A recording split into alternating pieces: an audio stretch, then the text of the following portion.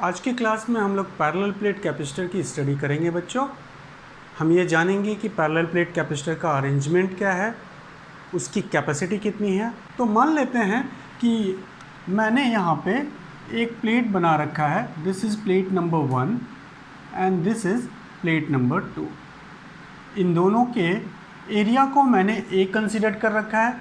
दो प्लेट लिया, दो प्लेट्स को जिनकी एरिया को मैंने इक्वल कंसिडर किया कि दोनों का एरिया ऑफ क्रॉस सेक्शन जो है वो ए है और इनको हम लोगों ने डी सेपरेशन पे रख दिया है। Let the separation between them is considered to be d and it is filled with a medium whose dielectric relative dielectric constant will be epsilon r. तो मैं ये कह रहा हूँ कि ये प्लेट नंबर 1 है जिसकी एरिया को क्या, तो इसको नोट कर लिया जाए। साथ में हम ये देखेंगे कि इस पैरेलल प्लेट कैपेसिटर के अरेंजमेंट में प्लेट नंबर 2 को मैंने अर्थिंग कर दिया और प्लेट नंबर 1 के ऊपर हम चार्ज दे रहे हैं। तो इस अरेंजमेंट में हम क्या कह रहे हैं कि on plate number 1 we give charge and plate 2 को हम अर्थिंग कर रखे हैं। दोनों प्लेट्स का एरिया ए है और उनके बीच का जो सेपरेशन है उसे मैं डी कह रहा हूँ। Let the separation between them is considered to be D and the medium lie between them is considered to be some relative dielectric constant and its value is epsilon r। तो जो भी मैंने बताया उसको note करते हैं। तो हम कहेंगे there is two metallic plate। तो ये मैंने नोट कर लिया कि दो प्लेट है, दो मेटेलिक प्लेट है जिसका एरिया मैंने क्या कंसिडर किया है, एरिया ए कंसिडर किया है और इस दोनों मीडियम के बीच में हमने एक मीडियम फिल कर रखा है दोनों मेटेलिक प्लेट के बीच में, जिस मीडियम की रिलेटिव परमिटिविटी मैंने कहा है एप्सिलॉन आर है और जो सेपरेशन है दोनों प्लेट्स के बीच का वो सेपरेशन को मैंने डी कह दिया। अब हम क्या रहे हैं कि पहले प्लेट को, उसके बाद मैंने नोट कर रखा है कि plus q charge is given to plate number 1। पहले प्लेट को मैं क्या कर रहा हूँ, प्लस क्यू चार्ज दे रहा हूँ और सेकेंड प्लेट को मैं अर्थ करके रखा हूँ। तो जैसे ही हम इस प्लस चार्ज को प्लेट नंबर 1 पे देंगे, इस प्लेट की चार्ज डेंसिटी कैसी होगी, हमने प्लेट के ऊपर चार्ज दिया, चार्ज उस प्लेट के सरफेस पे रिसाइड करेगा। तो आप बताएं कि ये जो चार्ज डेंसिटी होगी वो लीनियर चार्ज डेंसिटी होगी, सरफेस चार्ज डेंसिटी होगी या वॉल्यूम चार्ज डेंसिटी है। चार्ज हमने दिया और वो सरफेस पे लाई कर रहा है, तो यहाँ जो सरफेस चार्ज डेंसिटी होगी वो चार्ज डेंसिटी होगी वो सरफेस चार्ज डेंसिटी होगी। तो हम कहेंगे पहले वाले प्लेट की जो सरफेस चार्ज डेंसिटी हो गई वो सिग्मा, एंड जिसके कारण दूसरे वाले चार्ज पे नेगेटिव चार्ज इंड्यूस होगा और इसकी जो सरफेस चार्ज डेंसिटी हो जाएगी वो क्या हो जाएगी, माइनस सिग्मा। ठीक है, इनके बीच में हमने एक मीडियम फिल कर रखा है। ओके बच्चों, यहाँ हमें ये समझना है कि इस अरेंजमेंट को जैसे मान लिया जाए पहला प्लेट मैंने ले रखा है, लेट अस कंसीडर कि मैंने ये फर्स्ट प्लेट लिया, इसके ऊपर मैंने चार्ज दिया। चार्ज देने के बाद ये पूरे प्लेट के अंदर वाले सरफेस पे और बाहर वाले सरफेस पे चार्ज का डिस्ट्रीब्यूशन हो जाएगा। सरफेस पे जैसे ही मैं यहाँ एक पॉजिटिव चार्ज दूसरा प्लेट लेके आऊँगा, मैं देखूँगा क्या कि इस प्लेट के ऊपर पॉजिटिव चार्ज के कारण इस प्लेट के इनर हाफ पे, इनर पोर्शन पे नेगेटिव चार्ज इंड्यूस होगी और आउटर पोर्शन पे पॉजिटिव चार्ज इंड्यूस हो जाएगी। ठीक है, अब इस प्लेट के जो सेकंड वाला प्लेट है उसके आउटर पोर्शन को हमने क्या किया है, अर्थ कर दिया है। तो इसको अर्थ करेंगे तो ये सारा पॉजिटिव चार्ज कहाँ गया, अर्थ हो गया। ऐसे कंडीशन पे इस प्लेट के ऊपर जो चार्ज बचेगा वो सिर्फ और सिर्फ नेगेटिव चार्ज बचेगा। अब इस प्लेट की अगर बात करें तो इस प्लेट के ऊपर पूरे प्लेट पे चार्ज दिया था, तो ये नेगेटिव चार्ज इस प्लेट का उन सारे चार्जेस को अपनी तरफ अट्रैक्ट करेगा। ऐसे कंडीशन पे जो चार्ज बाहर लाई कर रहे थे वो भी प्लेट के अंदर लाई करेंगे। अब पूरी ज्योमेट्री हमारी ये बताएगी कि अब इन दोनों प्लेट्स में चार्जेस कहाँ हैं, तो हम कहेंगे चार्ज इन दोनों प्लेट्स के बीच में है। एक प्लेट नंबर 1 पे पॉजिटिव चार्ज, प्लेट नंबर 2 पे नेगेटिव चार्ज। ठीक है, तो इस ज्योमेट्री को हमने यहाँ पे समझा दिया। ऐसे कंडीशन पे हम कहेंगे कि इस प्लेट के ऊपर क्या आ जाएगा, पॉजिटिव चार्ज आ जाएंगे इनर पोर्शन पे, आउटर पोर्शन के भी charge induce charge, negative induce charge के कारण क्या होंगे, अट्रैक्ट हो जाएंगे। साथ में इस सेकंड वाले प्लेट के इनर पोर्शन पे नेगेटिव चार्ज आ जाएगा। सो ये हमारा अरेंजमेंट पैरेलल प्लेट कैपेसिटर का हो गया। ठीक है, अब देखना है कि हमें इस पैरेलल प्लेट कैपेसिटर की कैपेसिटेंस कैलकुलेट करनी है। क्या कैलकुलेट करनी है बच्चों? कि इसकी कैपेसिटी कितनी होगी, जिसे हम कैपेसिटेंस का नाम देते हैं। तो capacitance of a parallel plate capacitor हमें कैलकुलेट करनी है। इनके बीच में मीडियम फील्ड है, तो कैपेसिटेंस को कैलकुलेट करने के लिए कुछ स्टेप है, तो उसे मैं पहले नोट कर देता हूँ। Step for calculating capacitance of capacitor. जब भी हम कैपेसिटर की कैपेसिटेंस कैलकुलेट करेंगे तो किन किन स्टेप्स को हमें फॉलो करना है। फर्स्टली जो हमें काम करना है 3 स्टेप प्रोसेस है। पहला स्टेप जो है बच्चों, उसमें हम इलेक्ट्रिक फील्ड निकाल लेंगे दोनों प्लेट्स के बीच में। कोई एक पॉइंट लिया और उस पॉइंट पे इलेक्ट्रिक फील्ड की मैग्नीट्यूड को कैलकुलेट करेंगे। तो पहला स्टेप है calculate electric field E between the plate. Second step है कि उस इलेक्ट्रिक फील्ड का यूज करके हम पोटेंशियल निकालेंगे। तो सेकेंड स्टेप क्या है? Calculate potential difference delta be between the plate. Plate के बीच में क्या करना है? पोटेंशियल डिफरेंस कैलकुलेट करना है। अब पोटेंशियल डिफरेंस कैलकुलेट करने के लिए हम फॉर्मूला यूज कर सकते हैं इंटीग्रेशन ऑफ माइनस EdR। ठीक है, इस फॉर्मूले का यूज करके हम पोटेंशियल डिफरेंस कैलकुलेट कर सकते हैं। इस पोटेंशियल डिफरेंस को डेल्टा वी भी लिख सकते हैं हम। नाउ थर्ड स्टेप जो है वो हम करेंगे कैलकुलेट कैपेसिटेंस, और उसके कैलकुलेट करने के लिए हमें जो फॉर्मूला यूज़ करना पड़ेगा वो क्या है? C = Q/V का।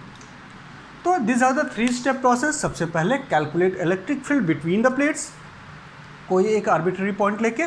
फिर हम कैलकुलेट करेंगे कि इन दोनों प्लेट्स के बीच की पोटेंशियल डिफरेंस क्या है, जिसके लिए फॉर्मूला यूज़ किया V या delta V = negative of integration of EdR। And thereafter यहाँ की जो V वैल्यू निकाली है पोटेंशियल डिफरेंस, उसको कैपेसिटेंस के फॉर्मूले में सब्स्टिट्यूट करके हम कैपेसिटी कैलकुलेट करेंगे। ठीक है, तो ये स्टेप हमें चाहे पैरेलल प्लेट कैपेसिटर को पढ़े, चाहे स्फेरिकल कैपेसिटर को पढ़े, चाहे सिलेंड्रिकल कैपेसिटर को पढ़े, सबके लिए ये 3 स्टेप प्रोसेस हमें फॉलो करना है। तो पहला स्टेप मैंने क्या लिखा है? Calculate electric field. तो स्टेप नंबर 1 हम इम्प्लीमेंट करते हैं। क्या करेंगे?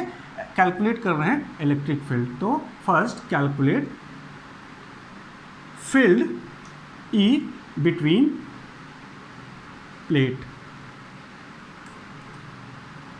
ठीक है बच्चों, तो अगर देखा जाए कि मैंने एक पॉइंट यहाँ पे कंसिडर कर लिया बिटवीन द प्लेट, ये इन बिटवीन द प्लेट बीचों बीच मैंने एक पॉइंट कंसिडर कर रखी है, तो इस जगह पे इलेक्ट्रिक फील्ड जो होगी वो हम कहेंगे इलेक्ट्रिक फील्ड की मैग्नीट्यूड जो उस पॉइंट पे होगी, ये मैंने एक पॉइंट कंसिडर किया और यहाँ पे मैं फील्ड निकालना चाह रहा हूँ, तो मैं कहूँगा field due to positive charge which is on plate number 1 plus field due to negative charge which is on plate number 2। दोनों चार्ज है तो दोनों के कारण फील्ड होगी।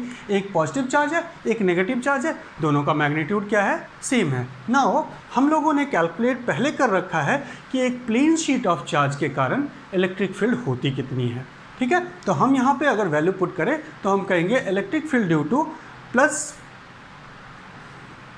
चार्ज ऑन प्लेट नंबर 1, जिसकी सरफेस चार्ज डेंसिटी क्या है? सिग्मा। तो उसके कारण जो इलेक्ट्रिक फील्ड होगी वो हम पहले कैलकुलेट कर रखे हैं σ/2ε/m, क्योंकि इन दोनों प्लेट्स के बीच में मीडियम फील्ड है, इसके कारण इलेक्ट्रिक फील्ड क्या होगी? Due to positive charge will be plus σ/2ε0।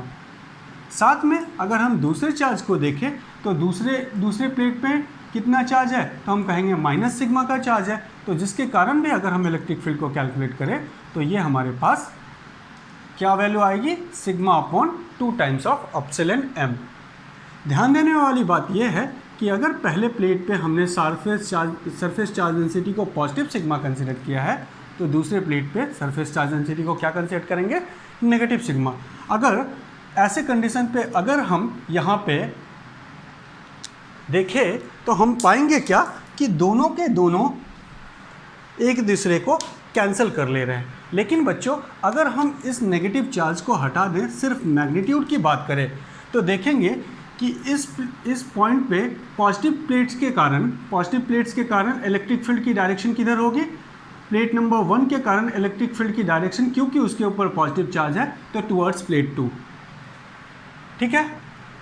उसी तरीके से सेकंड वाले प्लेट के कारण जो इलेक्ट्रिक फील्ड की डायरेक्शन होगी वो भी टुवर्ड्स प्लेट 2 होगी। तो ऐसे कंडीशन पे ये जो इलेक्ट्रिक फील्ड है इसकी डायरेक्शन किधर है, तो हम कहेंगे फ्रॉम प्लेट 1 टू प्लेट 2 की तरफ। जो इलेक्ट्रिक फील्ड सेकंड प्लेट के कारण आया जिसके ऊपर नेगेटिव चार्ज था, उसकी भी डायरेक्शन किधर होगी, 1 से 2 की तरफ। तो दोनों इलेक्ट्रिक फील्ड हमें क्या करना पड़ेगा, तो ऐसे कंडीशन पे दोनों इलेक्ट्रिक फील्ड को हमें सम अप करना पड़ेगा। So the magnitude of electric field will be equals to sigma upon epsilon m. ठीक है। अब अगर इस एप्सिलॉन एम को हम लिखना चाहें तो हमें मालूम है कि relative permittivity is equals to permittivity of medium upon permittivity of free space, जिसको हम sigma upon epsilon naught into epsilon m भी कह सकते हैं। तो ये हम लोगों ने कैलकुलेट कर लिया इन दोनों प्लेट्स के बीच की इलेक्ट्रिक फील्ड को। नाउ सेकेंड स्टेप हमारा है calculate potential difference between the plate, calculate delta we. अगर हम डेल्टा वी को कैलकुलेट करें बच्चों, तो हम कहेंगे पहले वाले प्लेट की पोटेंशियल कितनी है, तो potential of plate number 1 is equals to first के, पहले वाले प्लेट के ऊपर चार्ज क्या था, प्लस क्यू, और उस प्लेट का जो हम इसके ऊपर जो सेपरेशन कंसिडर करेंगे वो सेपरेशन हम कह लेट, अगर हम यहाँ पे फॉर्मूला इंप्लीमेंट करें इसका, तो हम कहेंगे delta we is equals to minus times of integration of e d r. हम मैं फॉर्मूला इंप्लीमेंट कर लेता हूँ, उस कॉन्सेप्ट को नहीं। मान लिया जाए separation delta R D R separation ले रहे हैं, इनिशियली प्लेट 1 के ऊपर चार्ज दिया, तो अगर हम प्लेट 1 की बात करें तो उसका सेपरेशन क्या होगा, 0, और अगर हम प्लेट 2 की बात करें तो यहाँ से चलना शुरू करें तो प्लेट 2 तक कितना सेपरेशन हो जाएगा, d. So the potential difference between the two plates will be calculated by using formula minus integration from 0 to d e d r. और इसको अगर हम सॉल्व करें बच्चों तो पाएंगे सिग्मा इलेक्ट्रिक फील्ड की वैल्यू सब्स्टिट्यूट कर ले, that is sigma upon epsilon naught epsilon m from 0 to d d r, और सिग्मा अपॉन ये पूरी वैल्यू क्या है, कांस्टेंट, तो इसको मैं बाहर निकाल लेता हूँ, तो हमें क्या मिलेगा, this will equals to sigma upon epsilon m epsilon naught integration of D r, कहाँ से कहाँ तक, 0 से डी। और अगर इसकी वैल्यू अगर सॉल्व करें तो हमें मिलेगा क्या, delta we is equals to minus sigma upon epsilon naught epsilon m, ठीक है, सॉरी एप्सिलॉन एम नहीं बच्चों, एप्सिलॉन आर, रिलेटिव परमिटिविटी ना, हमें मालूम है relative permittivity is equals to permittivity of medium upon permittivity of free space. तो अगर परमिटिविटी ऑफ मीडियम की वैल्यू रखें तो permittivity of relative permittivity into permittivity of free space, तो ये क्या लिखा जाएगा, एप्सिलॉन आर। तो यहाँ क्या होगा, एप्सिलॉन आर। अब integration of D R is R, और एक बार आर की वैल्यू हमें क्या रखनी है, 0, और एक बार आर की वैल्यू डी। तो यहाँ से हम देखेंगे तो वैल्यू आएगी हमारी डी माइनस 0, और जिसको क्या लिख सकते हैं, हम लिखेंगे minus sigma D upon epsilon naught epsilon R. और अगर हम सिग्मा की वैल्यू लिखें तो हम कहेंगे सिग्मा इज इक्वल्स टू क्या होता है, तो हम इस पॉइंट को यहाँ नोट कर रहे हैं, sigma is equal to charge per unit area. तो इसकी वैल्यू हम लोग सरफेस चार्ज डेंसिटी जानते हैं, सरफेस चार्ज डेंसिटी की वैल्यू क्या होती है, चार्ज पर यूनिट एरिया। तो हम रखें तो यहाँ से वैल्यू हो जाएगी बच्चों कि delta we is equals to minus sigma के जगह पे चार्ज अपॉन एरिया, ये वैल्यू लिख सकते हैं। नाउ अब हमारी जो हम लोगों ने इलेक्ट्रिक पोटेंशियल कैलकुलेट करी है उसकी वैल्यू कितनी आई है, ये। अगर हम सिर्फ मैग्नीट्यूड की बात करें तो हम कहेंगे therefore the magnitude of potential difference, magnitude of potential difference, negative sign हमारी डिक्रीज इन पोटेंशियल को रिप्रेजेंट कर रहा है। तो हम सिर्फ और सिर्फ मैग्नीट्यूड की बात करें तो मैग्नीट्यूड ऑफ इलेक्ट्रिक पोटेंशियल कितना आएगा, तो हम कहेंगे Q D upon epsilon naught epsilon R into A. ठीक है, हम नेगेटिव साइन को हटा देंगे। जैसे मान लिया जाए कहीं की पोटेंशियल थी 200, दूसरे जगह की पोटेंशियल है 50, डिफरेंस इन पोटेंशियल क्या होगा? तो हम कहेंगे अगर मैं फाइनल 50 कहता हूँ, इनिशियल 200 कहता हूँ, तो पोटेंशियल का डिफरेंस कितना आया? -150। वहीं अगर हम फाइनल इसको कंसीडर करें, मान लिया जाए इस पॉइंट का पोटेंशियल 50 होता और इसकी पोटेंशियल 200 होती, तो भी हम अगर लिखें फाइनल माइनस इनिशियल तो वैल्यू क्या आएगी? +150। तो हमें अगर मैग्नीट्यूड की बात करें तो हम ध्यान भी नहीं देंगे कि पॉजिटिव है या नेगेटिव है, हमें सिर्फ इससे मतलब है मैग्नीट्यूड से। और मैग्नीट्यूड कितना हो रहा है? तो सिर्फ और सिर्फ हम इनमें से इस नेगेटिव को एलिमिनेट करके सिर्फ हमें ये वैल्यू मिलेगी। अब सेकंड स्टेप भी हम लोगों ने देख लिया। नाउ थर्ड स्टेप क्या है? कैलकुलेट करना है हमें कैपेसिटेंस को। तो कैपेसिटेंस कैलकुलेट करने के लिए हमें जो फॉर्मूला यूज़ करना पड़ेगा, वो कौन सा फॉर्मूला यूज़ करना है बच्चों? तो हम कहेंगे जो फॉर्मूला है वो C = Q/V। Now change in potential, ये भी क्या है? Change in potential. ये क्या है? Charge given upon change in potential. तो चेंज इन पोटेंशियल की मैग्नीट्यूड को अगर हम यहाँ सब्स्टिट्यूट करें तो हमारे पास जो रिजल्ट आएगा उसे मैं नोट करूँ तो C = Q/V, और अगर Q के जगह पे Q ही रहने दे, चेंज इन पोटेंशियल की वैल्यू रखे तो क्या होगा? QD upon εr into A। और इस Q को Q से कैंसिल कर देंगे तो हमारे पास जो कैपेसिटेंस की वैल्यू मिलेगी वो होगी εr A/D। ठीक है, तो हम जो कैपेसिटी कैलकुलेट करेंगे पैरेलल प्लेट कैपेसिटर की, उसकी मैग्नीट्यूड क्या आई है? Capacity of a parallel plate capacitor is εr area of a plate divided by separation between the plate. ठीक है, तो ये हम लोगों ने कैलकुलेट कर ली कि इस पैरेलल प्लेट कैपेसिटर की कैपेसिटेंस कितनी होगी, ये हमने पा लिया। सो अब हमें ये मालूम चल गया है कि what will be the capacitance of a parallel plate capacitor. तो पैरेलल प्लेट कैपेसिटर की कैपेसिटेंस क्या आई है बच्चों? तो हम कहेंगे εr ε0 A/D। What is εr? तो हम कहेंगे जिस मीडियम को आपने प्लेट्स के बीच में फिल करके रखा है उस मीडियम की रिलेटिव परमिटिविटी। ठीक है, what is A? Area of plate. What is D? Separation between the plate. तो ये हम लोगों ने रिजल्ट जाना कि कैपेसिटेंस की वैल्यू कितनी आ रही है। अब आगे हम इसके रिगार्डिंग कुछ और कॉन्सेप्ट्स को जानते हैं, कुछ और इन्फॉर्मेशन इससे जो है उसे हम शेयर करते हैं। नाउ तो अभी तक हम लोगों ने देखा कि जब हम कैपेसिटेंस को कैलकुलेट कर रहे हैं पैरेलल प्लेट कैपेसिटर की तो उसकी वैल्यू कितनी आएगी। तो हम लोगों ने पाया है कि capacitance of a parallel plate capacitor is considered to be εr ε0 A/D। अब मुझे आपसे ये जानना है कि क्या जिस कैपेसिटर की कैपेसिटेंस हम लोगों ने कैलकुलेट करी है क्या उनके बीच में मीडियम था? तो हम कहेंगे हाँ मीडियम था। सो अब अगर रिजल्ट की डिस्कशन करें हम रिजल्ट, तो पहला पॉइंट हमें ये मालूम चल रहा है बच्चों कि लेट इस दोनों प्लेट्स के बीच में जो मीडियम है उस मीडियम के जगह पे हम एयर रखते हैं। तो इफ़ रिजल्ट का पहला पॉइंट हम जानेंगे, इफ मीडियम इज एयर, कौन सा होता? एयर होता। ये जिस मीडियम को मैंने यहाँ पे रिप्रेजेंट कर रखा है वो मीडियम कौन सा होता? एयर। तो एयर की रिलेटिव परमिटिविटी की वैल्यू कितनी होगी? तो हम कहेंगे 1। Relative permittivity of air is 1। So capacitance जो मिलेगा वो हमें क्या मिलेगा? तो इस वैल्यू को यहाँ सब्स्टिट्यूट करें तो क्या आ जाएगा?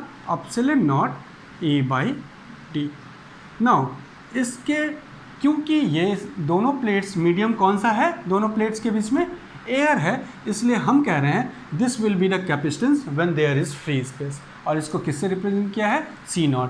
तो when there is no medium और a medium which is air, the capacitance of a parallel plate capacitor is considered to be ε0 A/D। ठीक है, नाउ सेकेंड पॉइंट देखते हैं रिलेशन बिटवीन। अब अगर कहा जाए तो देखो, देखने वाली बात यह है बच्चों कि हमने जब कोई मीडियम फिल किया और जब मीडियम नहीं फिल किया तो किसकी कैपेसिटेंस ज़्यादा होगी? जब मीडियम फिल कर रहे हैं तब की कैपेसिटेंस ज़्यादा होगी या जब मीडियम नहीं है? कौन सा मीडियम है? कोई मीडियम नहीं, या फिर जो मीडियम है उस वो कौन सी है, एयर है, तो उसकी तो इन दोनों के बीच में रिलेशन क्या होगा, किसकी मैग्नीट्यूड ज़्यादा होगी।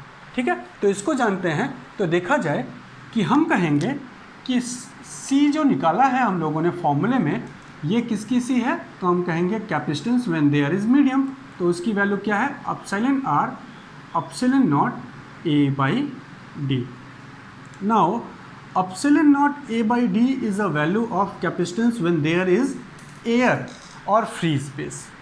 सो हम यहाँ से फॉर्मूला बना सकते हैं कि capacitance of a medium is equals to relative permittivity times capacitance when there is free space. तो कौन सी ज़्यादा होगी, और यहाँ से हम ये जानते हैं कि एक्सेप्ट एयर हर एक मीडियम की रिलेटिव परमिटिविटी 1 से ज़्यादा होती है। तो यहाँ अगर 1 से ज़्यादा रख दे तो capacitance when there is medium is greater than when there is free space. तो हम यहाँ से रिलेट करके क्या रिजल्ट पा रहे हैं कि अगर हम दो पैरेलल प्लेट कैपेसिटर के बीच में, दो प्लेट्स के बीच में कोई मीडियम फिल करते हैं तो उसकी कैपेसिटी इंक्रीज़ होती है। और मैंने इसके बारे में पिछले क्लासेस में डिस्कशन किया था कि हम मीडियम फिल करते हैं और मीडियम फिल करने के कारण कैपेसिटी इंक्रीज़ हो जाती है पैरेलल प्लेट कैपेसिटर की। तो वो यहाँ पे हम देख भी ले रहे हैं कितने टाइम्स इंक्रीज़ हो रही है, तो हम कहेंगे एप्सिलॉन आर टाइम्स इंक्रीज़ हो रही है। What is epsilon R, relative permittivity of medium with respect to medium that is free space और एयर। तो इसको मैं यहाँ पे नोट करता हूँ कि जो हमारी कैपेसिटेंस आएगी मीडियम में वो क्या होगी, तो इस पॉइंट को नोट करें बच्चों, तो कहेंगे capacitance in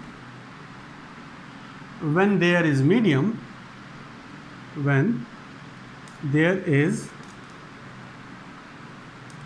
medium between the plates, between the plate be epsilon r times capacitance when there is no medium और एयर और free space. No medium means free space. तो जब मीडियम ना हो तो कितने टाइम्स इंक्रीज होगा, तो हम कहेंगे capacitance epsilon R times increase हो जाएगा अगर मीडियम हो तो। ठीक है, इस पॉइंट को जाना। अब थर्ड पॉइंट ये देखते हैं बच्चों कि इस फॉर्मूले से हमें पता चल रहा है, ये जो फॉर्मूला लिखा है कि कैपेसिटेंस 3 डिफरेंट फैक्टर पे डिपेंड है। Capacitance of parallel plate capacitor किस किस फैक्टर पे डिपेंड है, तो 3 फैक्टर हैं। पहला फैक्टर कि हम ये देख रहे हैं डिपेंड किस पे कर रहा है, तो capacitance of parallel plate capacitor depend on, number 1 factor क्या ले रहे हैं, एरिया। प्लेट्स का देखा जाए तो सी और ए के बीच में रिलेशन कैसा है, डायरेक्टली। तो हम बताएंगे अगर प्लेट्स का एरिया हम बढ़ाते हैं तो कैपेसिटेंस भी बढ़ेगा। तो एरिया और कैपेसिटेंस का कैसा रिलेशन है, तो हम कहेंगे as we increase area capacitance increase, as we decrease area capacitance decrease. तो डायरेक्ट रिलेशन मिल रहा है। सेकंड हम ये देखे हैं separation between the plate, separation between plate. अब सेपरेशन बिटवीन प्लेट मीन्स ये डी कैसे रिलेशन में, इनवर्स रिलेशन में। तो हम कहेंगे कि अगर हम डी को चेंज करते हैं तो कैपेसिटेंस भी चेंज होगा, बट अगर डी को बढ़ाते हैं तो कैपेसिटेंस डिक्रीज और डी को घटाते हैं तो कैपेसिटेंस इंक्रीज होगी पैरेलल प्लेट कैपेसिटर के। साथ में हम लोगों ने जाना कि capacitance is also depend on property of medium that is epsilon R से। Greater the value of epsilon R greater will be the capacitance. तो ये 3 फैक्टर हैं जिस पे हमारा कैपेसिटेंस डिपेंड हो रहा है। ठीक है, तो इन 3 फैक्टर्स को देख लेते हैं। नाउ अब अगर हम इसके रिगार्ड एक क्वेश्चन बोले आपसे कि मान लिया जाए, इसके एग्जाम्पल को देखें और मैं क्वेश्चन कह रहा हूँ आपसे कि मेरे पास 2 प्लेट्स हैं और वो दोनों के दोनों पैरेलल प्लेट्स जो हैं उसका स्ट्रक्चर जो है वो सर्कुलर है। तो मैं यहाँ क्वेश्चन लिख रहा हूँ कि calculate C when two circular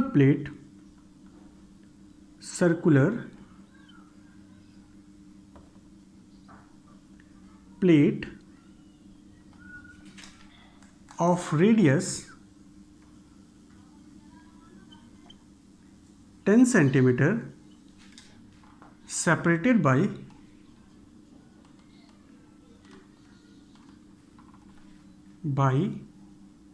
d which is equals to r by 2 placed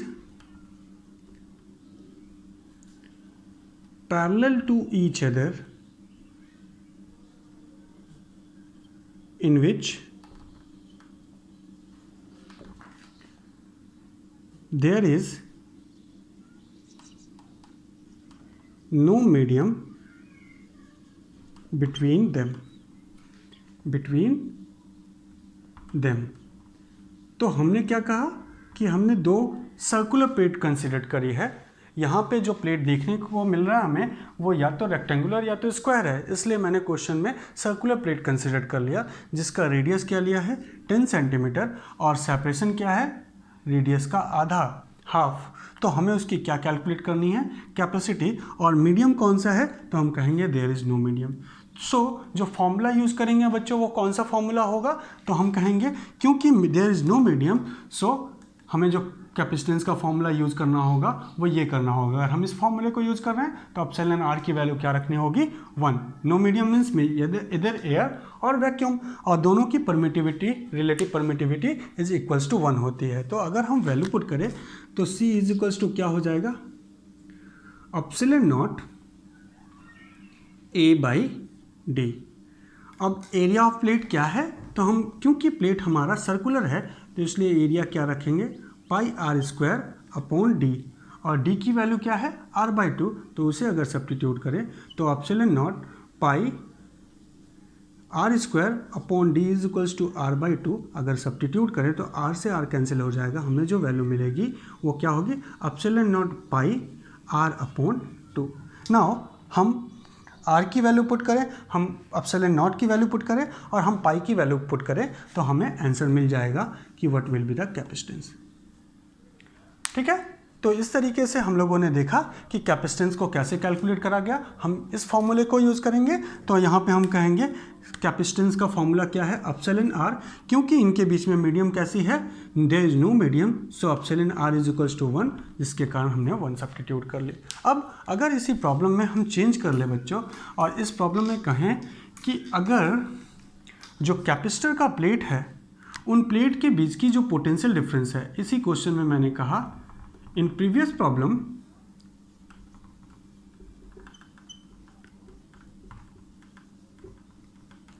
potential difference between the plate हमने 100 वोल्ट की दे दी।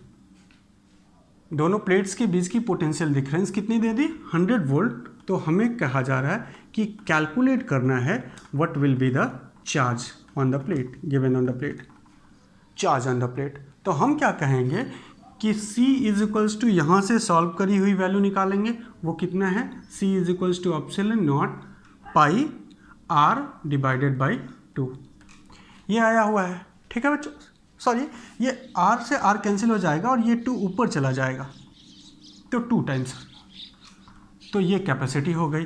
अब अगर यहाँ पे अगर हम सब्स्टिट्यूट करें तो कैपेसिटेंस का फॉर्मूला क्या होता है C by V which is equals to 2 epsilon naught pi into R, और अगर हम इस V को जो चेंज इन पोटेंशियल है उसे रख दें तो हम चार्ज क्या पाएंगे the value of charge is equals to 2 epsilon naught pi R into V. So this will be the value of capacitance.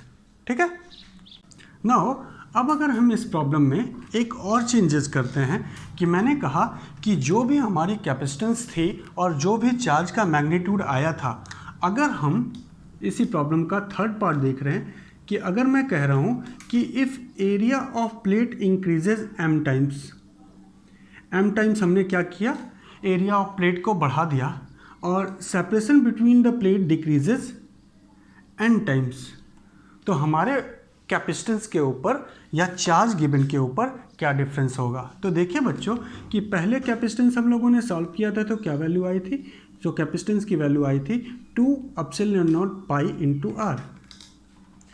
अब हम देख रहे हैं कि नाउ जब ऐसा चेंजेस किया गया तो C dash is equals to क्या फॉर्मूला यूज़ करना है, epsilon R epsilon naught A by D, इसके फॉर्मूले को यूज़ करना है। सो अगर हम एरिया को m टाइम्स बढ़ाए हुए हैं तो now the given area will equals to m times of a, और पैरेलल प्लेट कैपेसिटर की जो सेपरेशन है उसे n टाइम्स डिक्रीज किए हैं तो n डैश की वैल्यू क्या हो जाएगा d बाई एन। नाउ जब सॉल्व करेंगे तो हमें वैल्यू मिलेगी epsilon naught epsilon R a by D, जिसको सॉल्व करके मैंने यहाँ पे वैल्यू निकाली है into m into N. So resultant capacity जो ये वैल्यू हमने ये जो लिखा है इसी को सॉल्व करके तो ये वैल्यू पाए हैं, तो C dash is equals to क्या हो जाएगा, जो इनिशियल कैपेसिटेंस है उसको m इंटू एन टाइम्स हमने इंक्रीज़ कर दिया। ठीक है, तो अगर m into N times increase होगा तो हमने देख लिया कि with increasing area and separation, with increasing area and decreasing separation m and n time respectively, the capacitance will become increases m into n times। ठीक है, तो ये हमने रिजल्ट पा लिया और इससे रिगार्ड्स हमने क्वेश्चन भी देख लिया, एरिया, सेपरेशन और मीडियम से रिलेटेड।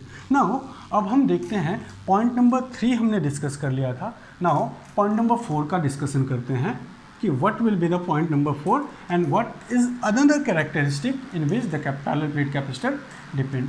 So अब अगर आपसे क्वेश्चन पूछा जाए, 4th पॉइंट को बता रहे हैं कि मान लिया जाए कि क्या इस फॉर्मूले में इस प्लेट्स की थिकनेस कितनी है ये डिपेंडेंट हो रही है क्या, कि हम कह रहे हैं कि प्लेट की थिकनेस अगर हम इंक्रीज या डिक्रीज करें तो क्या कैपेसिटेंस के ऊपर कोई इम्पैक्ट होगा।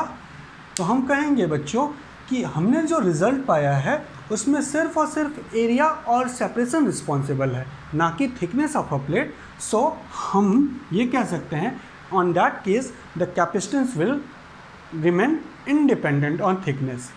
तो पहली पॉइंट हम पा रहे हैं 4th में कि कैपेसिटेंस जो होगा, capacitance of parallel plate capacitor is independent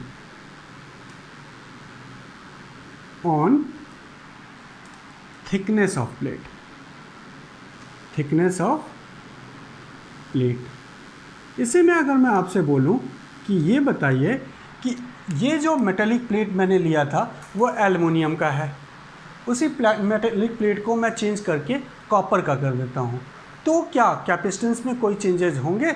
तो हमारा जो फॉर्मूला है उसमें मटेरियलिस्टिक प्रॉपर्टी है क्या बच्चों, तो हम कहेंगे हाँ मीडियम की प्रॉपर्टी है, बट प्लेट्स की जो मटेरियल है उसकी प्रॉपर्टी यहाँ फॉर्मूले में नहीं है। तो सिर्फ और सिर्फ थिकनेस ऑफ प्लेट नहीं, मीडियम ऑफ प्लेट भी, किस मटेरियल से बना हुआ है प्लेट उस पर भी इंडिपेंडेंट होगा। तो इस पॉइंट को मैं ऐसे लिख रहा हूँ, capacitance is independent on thickness of plate and material use in plate, material used in plate. ठीक है, तो अगर आपसे ऐसा क्वेश्चन होता है कि हमारे पास एक पैरेलल प्लेट कैपेसिटर था जो कॉपर, जिसके प्लेट्स कॉपर के बने हुए थे, अब उसको हम उसी अरेंजमेंट पे कॉपर पे के प्लेट को रिप्लेस करके सेम ज्योमेट्री का अगर हम एल्युमिनियम का प्लेट लगा देते हैं या फिर किसी दूसरे मटेरियल का प्लेट लगा देते हैं तो कैपेसिटेंस में चेंजेस होंगे। तो हमारा आंसर क्या है, तो हम कहेंगे कैपेसिटेंस इंडिपेंडेंट ऑन थिकनेस और as well as medium use, तो ऐसे कंडीशन पे कैपेसिटेंस चेंज नहीं होगा। क्लियर है बच्चों? ओके, नेक्स्ट पॉइंट देखते हैं।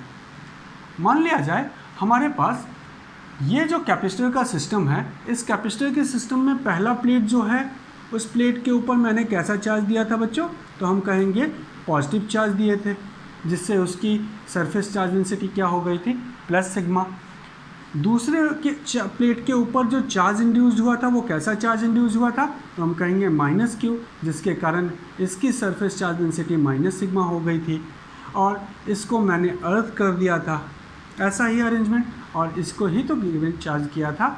सो अब इस अरेंजमेंट में हमारी कैपेसिटेंस कितनी होगी, तो हम कहेंगे the capacitance of this arrangement is epsilon R epsilon naught A by D.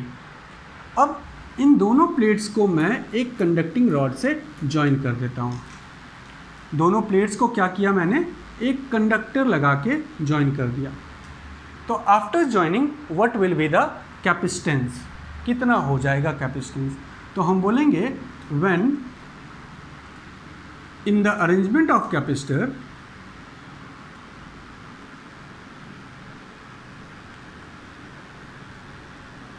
capacitor two plate connected by conducting medium, rod, wire, किसी से हमने उसे कनेक्ट कर लिया, कंडक्टिंग मीडियम। पहले उसकी कैपेसिटी कितनी थी, तो हम कहेंगे epsilon naught epsilon R A by D T, अगर इसके बीच में मीडियम होगा तो। अब इसकी कैपेसिटी कितनी हो जाएगी, यही हमसे क्वेश्चन है। तो ऐसे कंडीशन पे हम कहेंगे बच्चों कि पहले क्या था, इन दोनों प्लेट्स के बीच की पोटेंशियल डिफरेंस की वैल्यू क्या थी, V। लेकिन जैसे ही हम इनके बीच में रॉड लगाएंगे, हमारे बीच में पोटेंशियल डिफरेंस क्या हो जाएगा, इन दोनों प्लेट के बीच में 0। और अगर पोटेंशियल डिफरेंस 0 हो गया, सो हम कहेंगे the potential difference between the plate is 0, so capacitance is equals to C by V, और V की value 0, so capacity become infinite. Now इसकी कैपेसिटी कितनी हो जाएगी, infinite, but the system is not considered to be capacitor. ध्यान देने वाली बात है कि कंडक्टिंग रॉड के कनेक्ट कर देने से कैपेसिटी हमारी इन्फानाइट हो जाएगी। क्यों? क्योंकि पोटेंशियल डिफरेंस 0 हो जाएगा। जितना भी चार्ज हम इसके ऊपर देंगे वो चार्ज इधर ट्रांसफ़र होगा और अर्थ के थ्रू सारा का सारा सिस्टम चेंज होने शुरू हो जाएगा। लेकिन अगर हम क्या बात डिस्कशन कर रहे थे कि हमने इसके कंडक्टिंग रॉड से ज्वाइन कर रखा है, तो पोटेंशियल डिफरेंस की वैल्यू कितनी हो जाएगी, 0, और इसकी कैपेसिटी कितनी हो जाएगी, इन्फानाइट। लेकिन क्या यह सिस्टम पैरेलल प्लेट कैपेसिटर का कहा जाएगा, तो हम कहेंगे नहीं, पैरेलल प्लेट कैपेसिटर का सिस्टम नहीं। अब ये सिस्टम पैरेलल प्लेट कैपेसिटर नहीं रहा। कैसे नहीं रहा, तो हम कहेंगे कि पैरेलल प्लेट कैपेसिटर की ज्योमेट्री क्या है बच्चों, कि पहले के ऊपर चार्ज देने के कारण दूसरे के ऊपर चार्ज क्या हो, इंड्यूस्ड हो। लेकिन यहाँ पे हम क्या कर रहे हैं, कंडक्टिंग रॉड लगा के चार्ज का ट्रांसफ़र कर रहे हैं। तो on that case its capacity will be infinite, but the system will not behave like a parallel plate capacitor. तो इसको मैं नोट कर देता हूँ कि when in the arrangement of capacitor, two plates connected by conducting medium, its capacity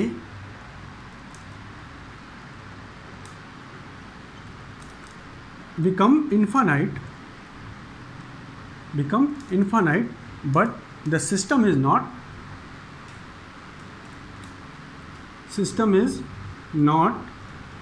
अब next point देखेंगे बच्चों हम ये कि मान लिया जाए कि हमने ये जो पैरेलल प्लेट कैपेसिटर का अरेंजमेंट था, जिसमें एक प्लेट को दूसरे प्लेट के पैरेलली रख दिया है, उनमें से एक प्लेट को हम स्लाइड करके बाहर लेके आए, या फिर हमारा पहले सिस्टम ऐसा था हम स्लाइड करके प्लेट को अंदर लेके जाएं। तो हम कहेंगे कि मान लिया जाए सिस्टम ऑफ प्लेट्स का अरेंजमेंट ऐसा है।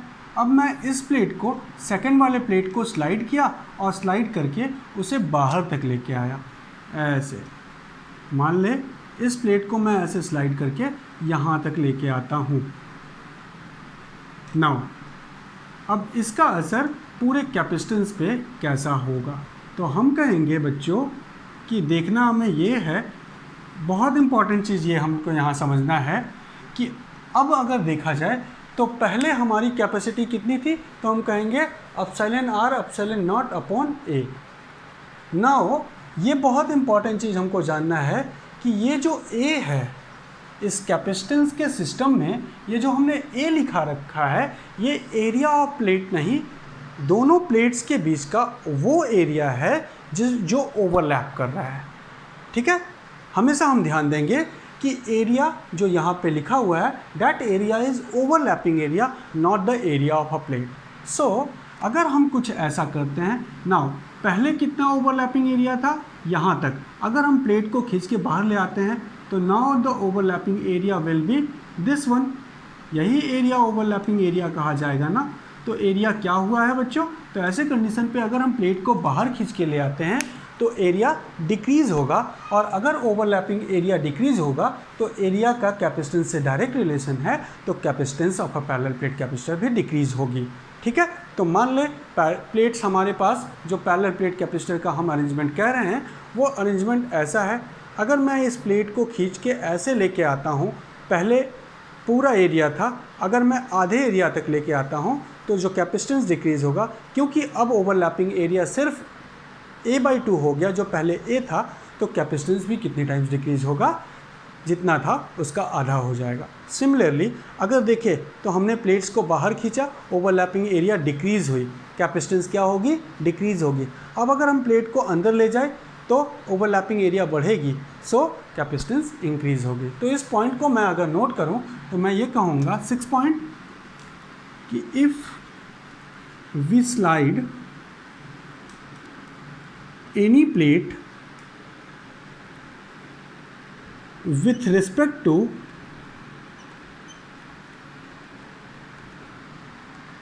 other plate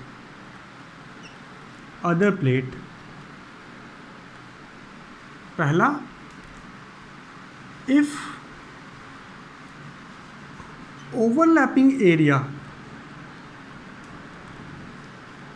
increases, अगर इंक्रीज होगा तो क्या होगा बच्चों, तो हम कहेंगे if overlapping area increases, तो A इंक्रीज हुआ तो कैपेसिटेंस क्या होगी, इंक्रीज होगी, देन C इंक्रीजेस।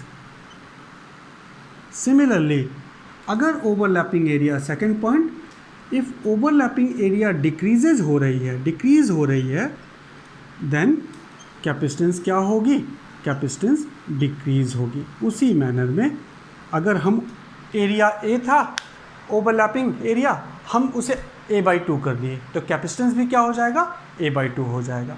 तो देखते हैं इसी को समझते हैं और डिटेल में कि मान लिया जाए पहले प्लेट्स को मैं कंसिडर कर रहा हूँ, इस प्लेट की ये वाली लेंथ 10 सेंटीमीटर है और ये वाली लेंथ 100 सेंटीमीटर है। साथ में मैंने एक और प्लेट को इसी के जस्ट पैरेलल रखा था और उस प्लेट की भी कॉन्फ़िगरेशन ऐसी ही थी, 10 सेंटीमीटर और 100 सेंटीमीटर। नाउ तो जे एरिया ऑफ ओवरलैपिंग कितना होगा बच्चों, तो हम कहेंगे area under the overlapping will be equals to the area of a plate, और एरिया ऑफ प्लेट क्या है अभी, तो हम कहेंगे area of plate is 100 centimetre into 10 centimetre. तो इनिशियली जो एरिया होगी वो कितनी होगी इसकी, तो हम कहेंगे now the area is 1000 centimetre square. अब मैंने इस प्लेट को, ये कॉन्फ़िगरेशन था प्लेट का 100 सेंटीमीटर 10 सेंटीमीटर, अब मैं इस प्लेट सेकंड वाले प्लेट को खींच के 25 सेंटीमीटर मैं प्लेट को बाहर ले कर लिया। अब अगर 25 सेंटीमीटर को बाहर कर लेंगे तो ओवरलैपिंग एरिया कितना बचेगा, तो हम कहेंगे ओवरलैपिंग एरिया ये बचेगा।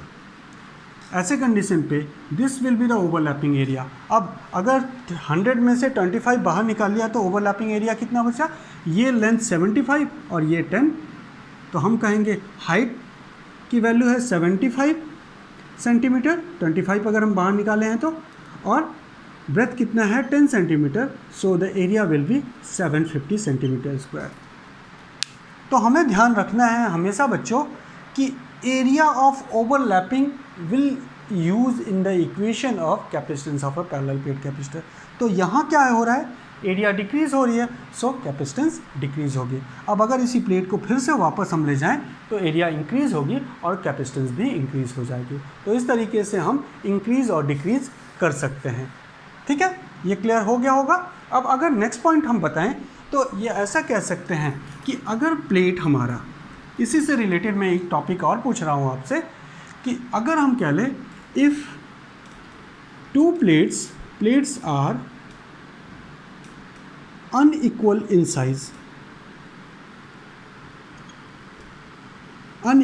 साइज हो, एक प्लेट बड़ा दूसरा प्लेट छोटा, तो हमारे कैपेसिटेंस की वैल्यू कितनी होगी। तो चाहे प्लेट्स बड़ा हो या छोटा, जितना एरिया ओवरलैपिंग हो रही है उतना एरिया ही सिर्फ क्या कॉज करेगी, कैपेसिटेंस में अपना रोल प्ले करेगी। तो हम कहेंगे if plates are unequal in size, capacitance is just due to, capacitance is only due to overlapping area के कारण। ठीक है, समझ में आया बच्चों?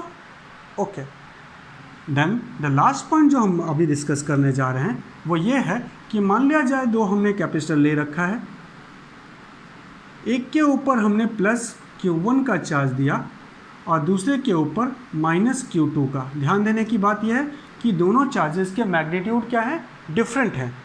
सो ऐसे कंडीशन पे क्या ये सिस्टम कैपेसिटर का होगा?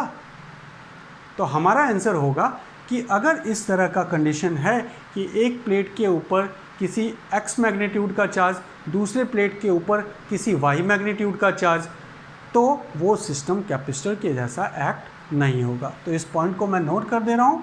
क्यों नहीं होगा?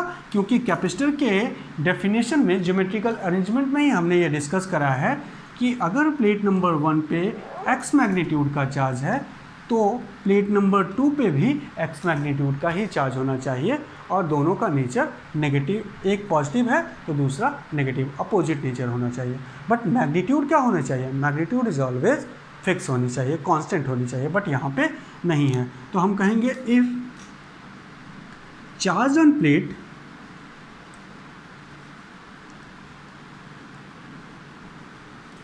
are not equal in magnitude, plates are not equal in magnitude,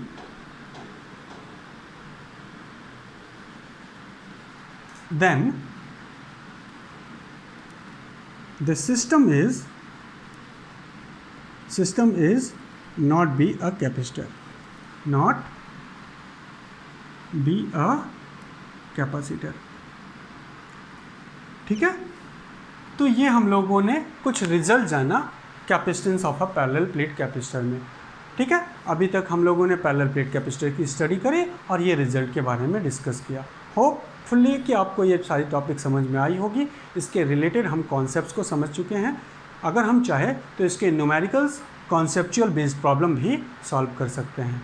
ठीक है, तो अब अगली क्लास में आज हम लोगों ने पैरेलल प्लेट कैपेसिटर को पढ़ लिया। नेक्स्ट क्लास में हम लोग जो पढ़ेंगे वो है कैपेसिटर का एक दूसरा टाइप जिसको स्फेरिकल कैपेसिटर कहा जा सकता है। तो पहले अभी हम लोगों ने पैरेलल प्लेट कैपेसिटर पढ़ा है, फिर स्फेरिकल कैपेसिटर पढ़ेंगे और उसके बाद हम सिलेंड्रिकल कैपेसिटर पढ़ेंगे। तो इस तरीके से जो 3 टाइप्स के कैपेसिटर हैं हमारे, इन तीनों कैपेसिटर की स्टडी हमारी हो जाएगी। ठीक है, थैंक यू।